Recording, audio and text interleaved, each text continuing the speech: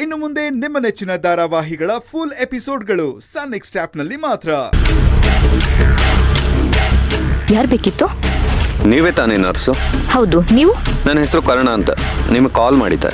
ಹೋ ಹೌದಾ, ಬನ್ನಿ ಒಳಗಡೆ.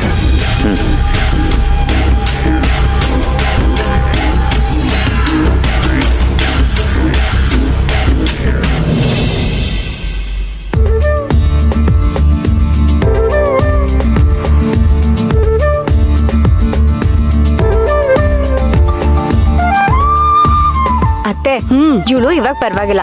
ಕಾಲೇಜಲ್ಲಿ ಎಷ್ಟು ತರ್ಲೆ ಇದ್ಲು ಗೊತ್ತಾ? ಹುಡ್ಗರು ಇವಳನ್ನ ರ್ಯಾಗಿಂಗ್ ಮಾಡ್ತಿದ್ರು ಅಂತ ಇವಳೇ ಏನೋ ಕಿತಾಪತಿ ಮಾಡ್ಬಿಟ್ಟು ಅವ್ರ ಮೇಲೆ ಬರೋ ಹಾಗೆ ಮಾಡಿ ಆ ಹುಡ್ಗನ ಕಾಲೇಜಿಂದಾನೆ ಡಿಬಾರ್ ಆಗೋ ಹಾಗೆ ಮಾಡ್ಬಿಟ್ಟಿದ್ಲು. ಓ ಪೂಜಾ, ಇವ್ರ ಅಮ್ಮನೂ ಹಾಗೆ ತುಂಬಾ ಚುರುಕು. ಅಮ್ಮನ ಹಾಗೆ ಮಗಳು. ಏನ್ ತಪ್ಪು ಅಲ್ವಾ ಮೀರಾ? ಅಂದ್ಹಾಗೆ ಮೀರಾ, ನಿಮ್ಮಮ್ಮ ಹೇಗಿದ್ದಾರೆ? ಪರವಾಗಿಲ್ಲ ಆಂಟಿ, ಆರಾಮಾಗಿದ್ದಾರೆ. ಸರಿ, ಮತ್ ನೀವು ಎಲ್ಲಿರೋದೀಗ? ಸಿಟಿಯಿಂದ ಸ್ವಲ್ಪ ದೂರ ಮನೆ ಮಾಡಿದೀವಿ. ಅಷ್ಟು ದೂರ ಯಾಕೆ? ಸಿಟಿ ಮಧ್ಯೆ ಮನೆ ಸಿಗೋದಷ್ಟು ಕಷ್ಟನಾ? ಸಿಟಿ ಒಳಗಡೆ ಕಡಿಮೆ ಬಾಡಿಗೆ ಸಿಗೋದ್ ಕಷ್ಟನೇ. ಅದು ಅಲ್ದೆ ಲಾಸ್ಟ್ ಇಯರ್ ಅಪ್ಪ ಬೇರೆ ತೀರೋದ್ರು. ಇವಾಗ ಮನೇಲಿ ದುಡಿತಾ ಇರೋದು ನಾನು ಒಬ್ಳೆ. ಅದ್ರಲ್ಲೂ ಮನೆ ಬಾಡಿಗೆ ಕಟ್ಕೊಂಡು ಮನೆ ತೂಗಿಸ್ಕೊಂಡು ಹೋಗೋದು ತುಂಬಾ ಕಷ್ಟ.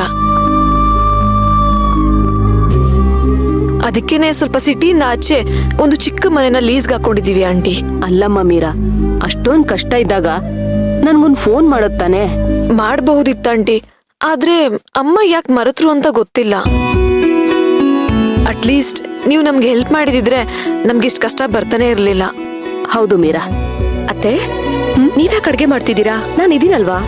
ಇದೀನಂತ ಈಗ ಬಂದ್ರೆ ಏನ್ ಬಂತು ಪ್ರಯೋಜನ? ಅಡ್ಗೆ ಮಾಡೋ ಹೊತ್ತಲ್ಲಿ ನೀನ್ ರೂಮ್ಗೆ ಹೋಗಿ ಸೇರ್ಕೊಂಡು ರೂಮ್ ಬಾಗ್ಲು ಹಾಕೊಂಡ್ಬಿಟ್ರೆ ನಾವ್ ಏನಂತ ಅರ್ಥ ಮಾಡ್ಕೋಬೇಕು?